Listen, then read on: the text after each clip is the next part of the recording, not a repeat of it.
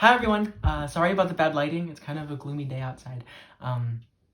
It's May, Mental Health Awareness Month, and as everyone knows, I am a total mental health awareness advocate. I think it is really important to identify and really digest and understand your feelings and where they're coming from. I feel like it's kind of mutually known that any advocate of mental health is someone who struggles with their own, which is why they want to express awareness about it. And I'm no exception to that rule. I'm very open about my struggles and what I go through and what I have gone through and what I'm afraid I'm going to go through. I think it's really important for someone to be open about what they're going through, and I'm comfortable with that. I didn't really have someone to look up to in relation to mental health for a really long time. And I feel like that's something that everyone needs. I feel like everyone needs someone who's transparent and someone who's open to talking about things that they've gone through. Because for me personally, I don't want to speak on the behalf of anyone else, but for me, I feel so completely alone and isolated when I'm feeling a certain way and no one else is expressing the feeling that I am.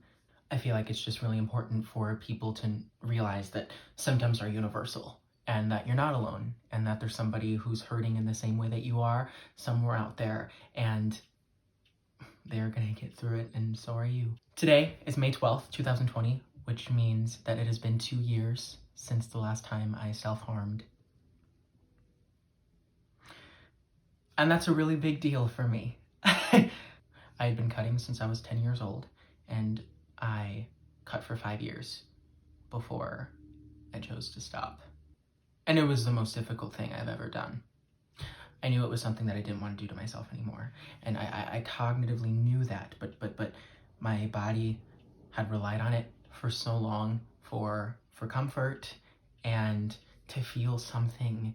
And so it was really difficult to convince my brain to stop making it a habit and to not think about it anymore and to find healthier coping skills. And it was a process. It still is a process. This year has been the hardest year of my life thus far.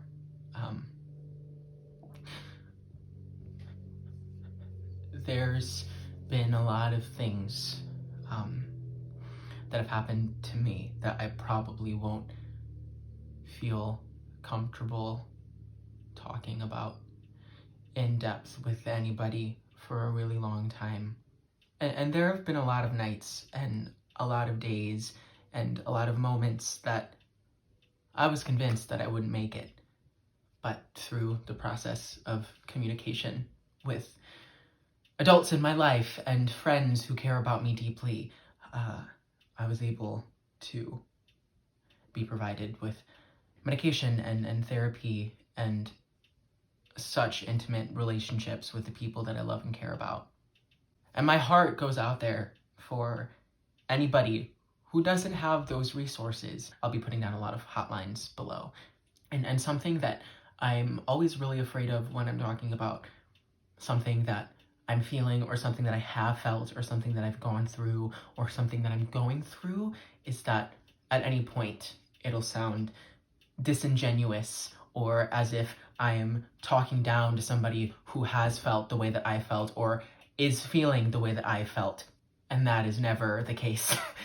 If we're talking about my life as if it's a chapter book, there are going to be common themes throughout the story. There are always going to be things that I'm going to struggle with every day of my life. But there are some chapters and there are some stories that completely end and that are never referenced again because they're finite. There have been some things that I've completely overcome, and there have been some things that I haven't even come to yet. I talk about how I'm feeling and what I felt and what I have felt and what I have gone through, not to talk down to anybody or make anybody feel as if they're invalid for feeling the way that they do right now. I talk about it all so that nobody feels as if they're the only person that's ever felt that way before, because that's something that I struggle with, feeling so isolated and feeling so alone in the way that I'm feeling, and as if I'm wrong for thinking what I do and acting as I have. I I just want everyone to know that if I can do it, so can you. I have been so mean to myself. My mind has been so cruel to me. And I'm here. And I'm smiling. And I'm happy. And you can be happy too. It's not unachievable. It's totally realistic. Please, anybody, if you're watching this and you feel alone, or you feel sad, or you feel anxious, or you feel suicidal in any way, please call any of the numbers that are below, or message me, or talk to someone that you care about. I am always here. I am always here to listen and to talk to and to laugh with. Always.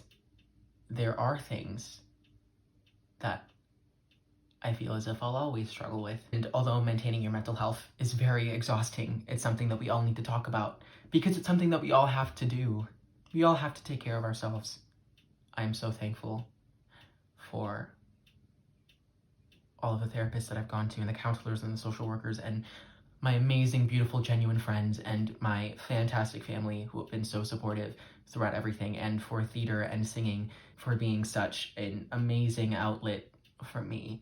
And for so many people out there, thank you to the kind strangers for friendly smiles on the streets and for genuine conversation that makes me feel loved and needed and wanted, and for mutual love and connection that I've been able to feel with so many people. And thank you to anyone who has ever been there for me on those late nights, who chose to pick up the phone when I called them late at night or early in the morning, panicking, not knowing how to breathe. I'm so thankful. And because I can't be with my family and my friends to celebrate my accomplishment, I'm going to celebrate myself a little bit. I made a short little video of me laughing and smiling with some of my favorite people in the world these past 2 years, as a reminder to myself on my bad days that I'm capable of smiling and I'm capable of laughing, even on days where I feel like it's impossible and that I'll never do it ever again. And it's just a general statement in relation to my progress, and also something for you, because I struggled and I struggle and I will continue to struggle.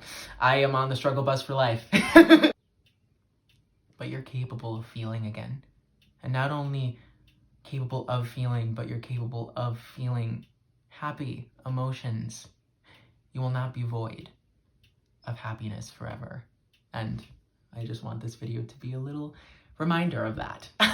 There are so many memories and so many people that aren't in the video, and I just kind of threw it together. At the end of the video, I added a voice memo that I took 2 years ago today when I chose to stop. I was so nervous about making this, and I talked to God and I prayed about it, and He really pulled me to. And I'm so proud of myself, and I'm so proud of whoever's watching this. Thank you for watching, and thank you for taking care of yourself and really loving yourself. I am so proud of you. Okay, this video is gonna be so stupid and so funny and so hilarious, and I really hope you love it. Take care, I love you guys, and I hope you like the video. Hello, hello, hello, hello, hello, hello.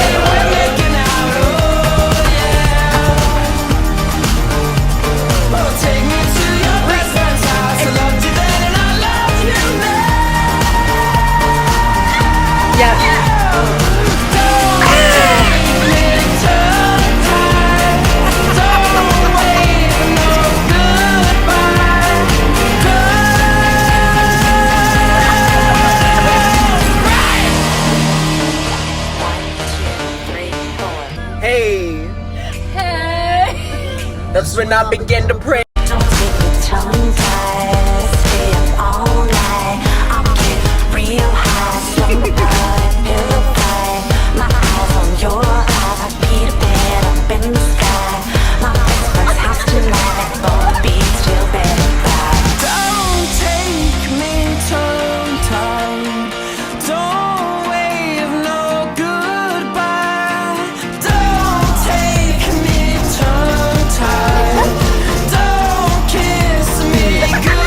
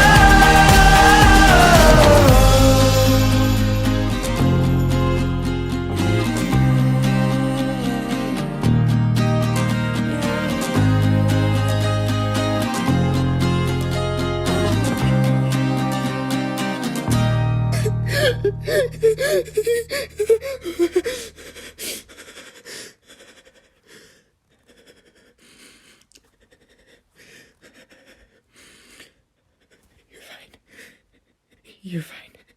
You're okay. You're okay. You're okay.